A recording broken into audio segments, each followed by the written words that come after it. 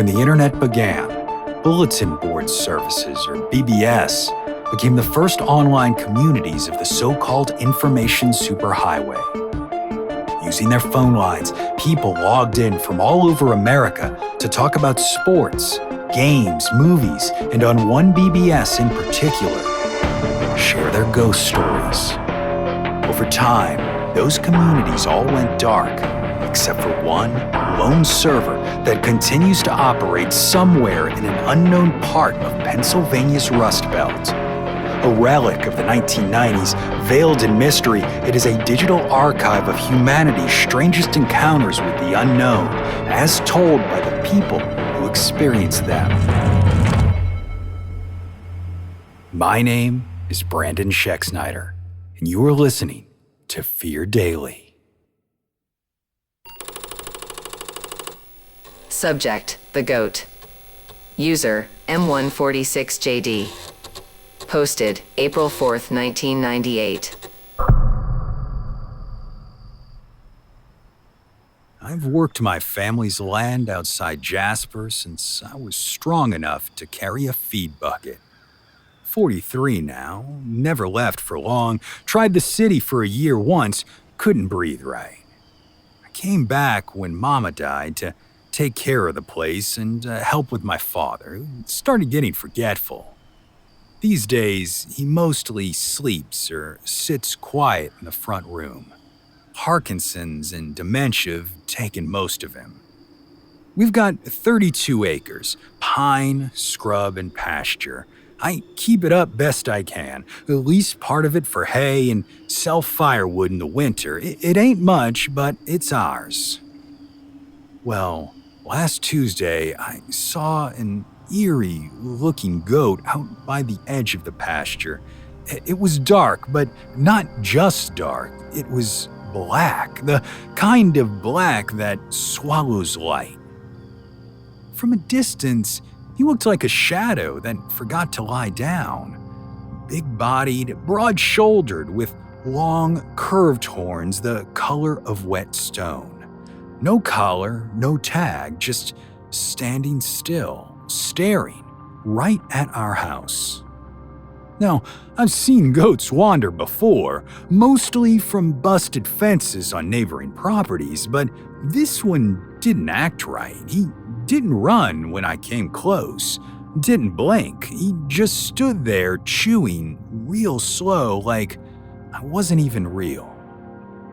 I clapped, yelled, even tossed a stick at him. Still, he didn't move. Eventually, I went and grabbed the .22. I didn't want to kill him, no, just fire off a warning shot to spook him. But when I raised the rifle, something in my stomach turned over. It felt wrong. Still, I aimed and pulled the trigger. He dropped. No sound, just folded in the grass like a puppet with its strings cut. But then he stood up.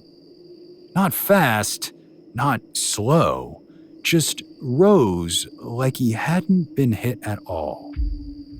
I froze. He looked at me again, same way, like he was waiting on me to understand something. I backed up, didn't fire again, just went inside. That night, I couldn't stop thinking about it. It wasn't just that he got up, it was the way he did, like it didn't hurt, like it never happened. I told myself it was nerves.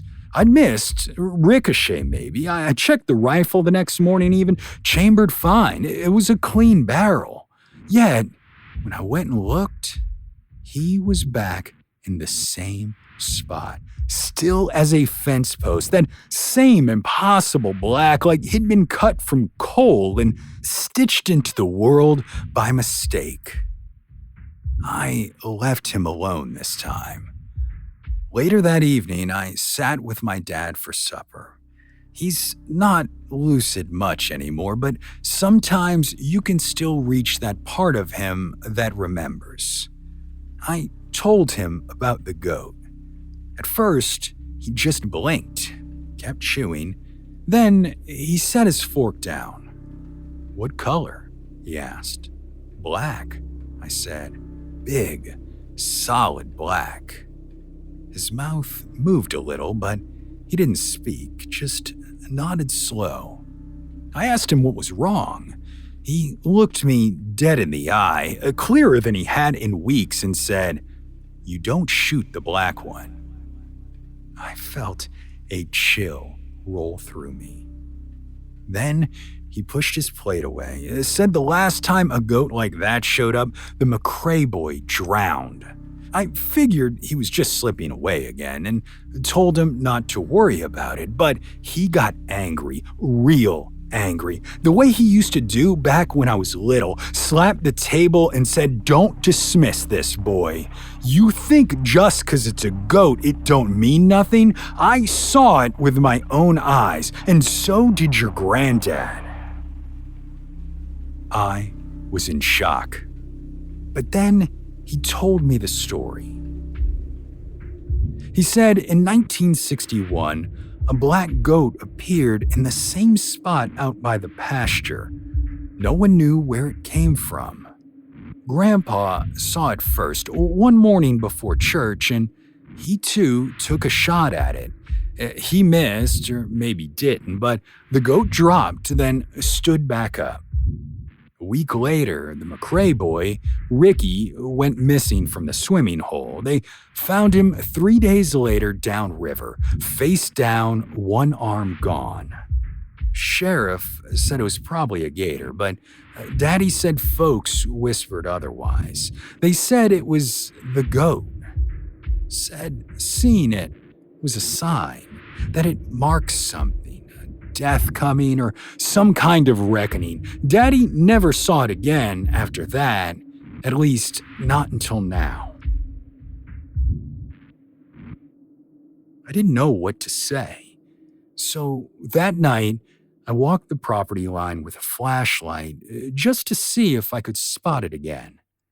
Well, he was standing in the same place, facing the house. I stood watching him for what felt like an hour, didn't move and didn't even blink. That same evening, I found the barn door open, and inside, one of the hay bales had been chewed through. Not eaten, though. It was shredded. The ground was muddy with hoof prints, and no other animals were disturbed, so I started keeping my gun loaded after that. 2 nights later, I woke to the sound of something tapping on the front door. Not knocking, tapping, soft like fingernails or hooves. I didn't open it, but the next morning, I found small muddy prints on the porch. They weren't shaped right. They were wider than goat hooves, flatter. By now, my father had stopped talking almost entirely. He just sat in his chair facing the window. I asked him what he was looking at, and he just mumbled, "Don't let it in." That night, he got worse, breathing heavy, shaking. I tried to get him in the truck and take him down to the clinic, but the truck wouldn't start. The battery was fine, the tank full. There was no reason. So I went back inside to call for help, and the phone line was dead. That's when I saw him, outside by the woodpile. Same black goat, same stare, but now he was standing by the cedar post where Daddy hung that old horseshoe when I was 10, the one he swore brought us luck. I went to the shed and grabbed the axe, walked out to confront the damn thing, and I got within 20 feet of it when he stepped closer, one hoof at a time, yet no sound. Then he just stopped and turned, slow, walked back toward the tree line. I swear to God, I heard my father's voice behind me say, "He's not here for you." But when I spun around, no one was there. Well, I ran inside, and you wouldn't believe it, but my father was still in his chair. His eyes were closed, and he wasn't breathing. I buried my father 2 days later.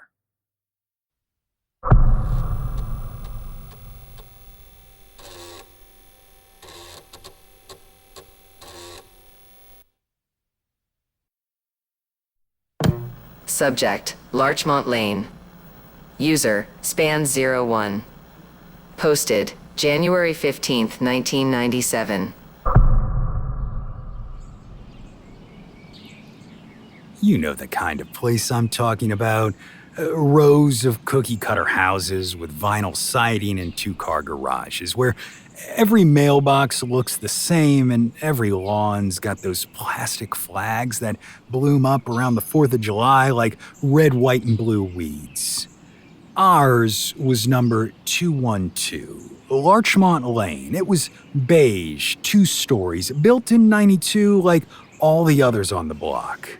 It had a big bay window up front and a driveway that cracked in the exact shape of Missouri. The only thing that made our house stand out was the way it never felt right. Not haunted exactly, not at first, just off. It started after Dad left. Mom said it was temporary. He had a new job in Tulsa, some contract gig with housing included. He'd send money and maybe we'd go join him later, but he never called much after that, and the checks stopped coming by Halloween. Mom did her best. She worked the night shift at the hospital and slept during the day.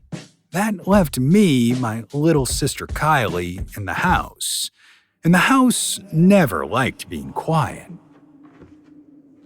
First came the footsteps. You'd be watching TV, cartoons or reruns or whatever, and hear them upstairs.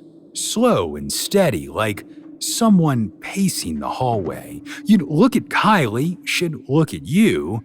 Maybe it's Mom, she whispered, but we both knew better. Mom was either gone or passed out on the couch, mouth open, shoes still on. Then the cold spots showed up. Not regular AC kind of cold, but breath-fogging, bone-numbing cold. One would appear in the hallway just outside our bedrooms, another settled at the top of the stairs. Sometimes Kylie would cry because she said it felt like something was watching her from the ceiling corner. I believed her. You ever been around something that watches but doesn't blink, doesn't move but still knows you're there? That's what it was like. I tried to be the man of the house. I did the dishes, took out the trash, even checked closets when Kylie swore she heard breathing from inside, but I couldn't protect her from the dreams. She had the first one on November 9th. Said she saw a woman with black hair sitting on the edge of her bed, brushing her hair with a wooden comb. Just brushing and whispering something low, like a song in reverse. She smiled, Kylie said, clutching her blanket. Her teeth were all wrong. After that, it got worse. Lights flickered at night, but only in the bedrooms. I'd come home from school and find drawers open, photos turned face down, little piles of dirt forming under the windows. Once, we found the garage door wide open, even though nobody had touched it in days. And Mom, she barely noticed. She started sleepwalking, and I'd find her standing in the kitchen, facing the wall. Once, she stood in the bathtub with her eyes open, humming something tuneless. Well, I stopped sleeping after that. Started leaving the hallway light on and sitting in my room with my baseball bat, listening to the walls whisper and the attic groan. Then came the knocking. always at 3:17 a.m., always from inside the walls. 3 knocks, then silence. I finally snapped the night I saw the woman myself. She was standing at the edge of the upstairs hallway just outside Kylie's room. Same black hair, same white dress. Her hands were soaked and water dripped down her arms and pooled at her feet like she'd just stepped out of a lake. She didn't blink, didn't speak, just watched me and then turned and walked into the wall like there was a door I couldn't see. I started digging after that. Old newspapers, county records, anything I could find at the school library, and it turns out the neighborhood had been built on top of a pond that got drained back in '91. Before that, it was the site of an old farmhouse. One article, just a paragraph buried in the local section, talked about a woman named Miriam Clark who went missing in '68. Neighbors said she was last seen wandering into the woods behind the farmhouse after her baby died. Well, purportedly, they never found her body, just her comb floating in that pond. The same kind of comb Kylie said she saw in her dreams. I brought it up to Mom, but she just stared at me with glassy eyes and said, "We all grieve in different ways, honey." That was the last thing she said to me that made any sense. The final night, I woke to Kylie screaming. I ran into her room and found her floating, literally floating a full foot off the bed. Her eyes were rolled back and her arms were stiff like boards. And there, in the corner, was the woman. Hair dripping, eyes wild and full of moonlight. I did not think. I just grabbed my bat, swung through the air, and screamed at her to leave. She did. Just vanished. Kylie dropped onto the mattress like a bag of flour and started crying. I held her for an hour. That night, we packed 2 backpacks and walked down to the 7-Eleven at the edge of the subdivision, called Aunt Maggie from the payphone, and we never went back. As for Mom, I don't know where she is. Some other family moved into 212 Larchmont about 6 months later.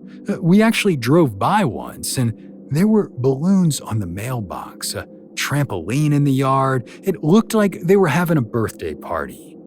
I wanted to feel happy for them, I really did, but part of me wanted to scream out the car window, "She's still there. Don't go in the hallway at night. Don't answer the knocks." But I didn't. Some houses don't need blood to remember, just sadness, just silence, and she seemed to have plenty of both.